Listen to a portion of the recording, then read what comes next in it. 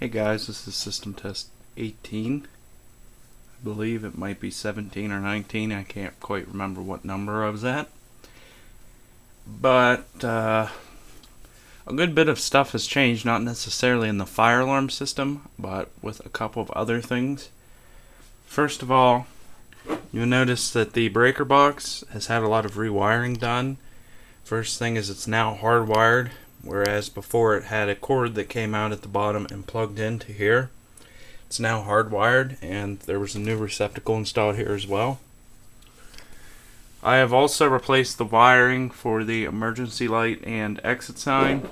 And for those of you who are familiar with wire, you're probably wondering why I use type UHF. That's because I had some of this laying around and had no use for it because it was too short, so I just used it for this. Eventually I have plans of stripping it down and selling it for the copper and using the money to buy an MWG. As far as the fire alarm panel goes, I don't think much has changed here at all. Nothing usually does. Oop. I hate when that happens. If I can get my firelight key, it's hard to do one-handed.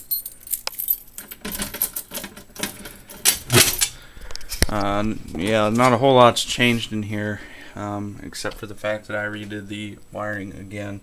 And I didn't have a green grounding wire, so I used lamp cord again, but eventually I'm going to get the green grounding wire at Lowe's when I make a trip there with money.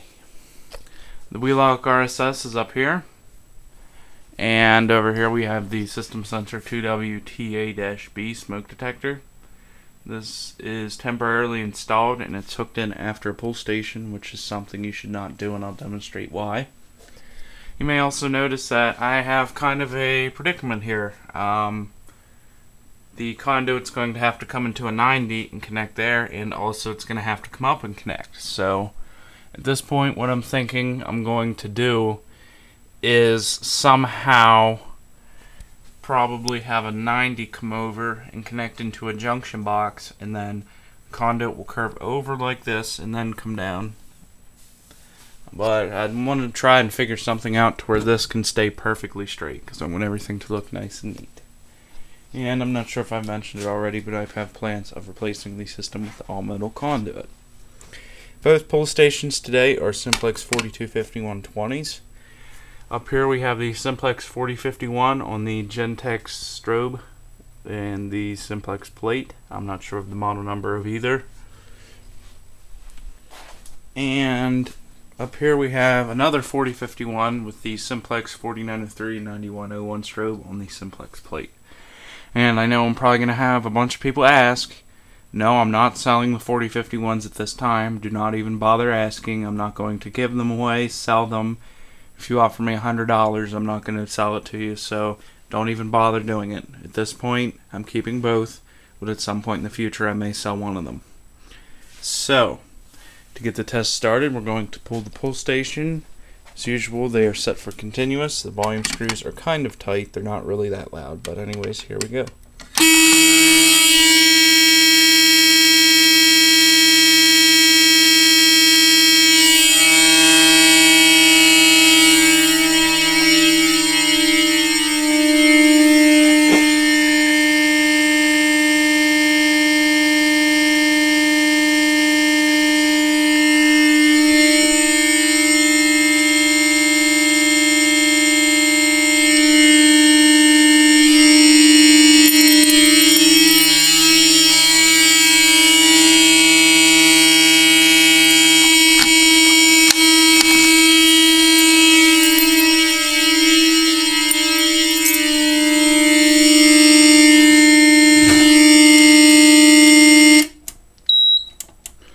We have zone 1 disabled, and we'll reset.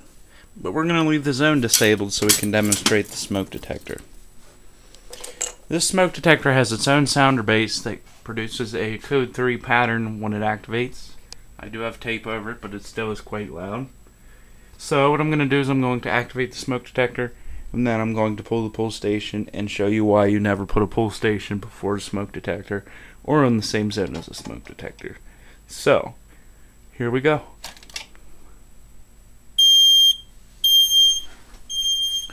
we got an alarm back at the panel, but the zone is disabled, so the 4051s will not sound.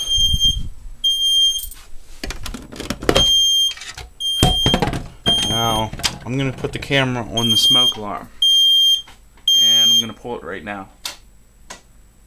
See? Whenever I pulled that, it reset the smoke alarm. And this is not a trick. It's not a joke I'm trying to pull for some YouTube video. This is serious. If you want to, I guess I'll do it again, and this time show you the pull station. This may not alarm immediately. Okay, never mind. Sometimes it won't alarm immediately if you reset it and then try to test it again. But, here we go. Hear how that quit? So that's why you can't do that, because who's to say it could be a local alarm and somebody pulls a pull station in a hallway and you're trying to find the individual apartment. Let's say we're in an apartment building and someone pulled the pull station. Well, now you're not going to be able to find the apartment with the smoke alarm sound because it reset itself.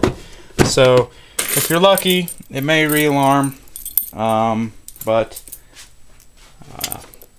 it's not very good at all to do. So let's go ahead and hold a system reset now and re-enable the zone.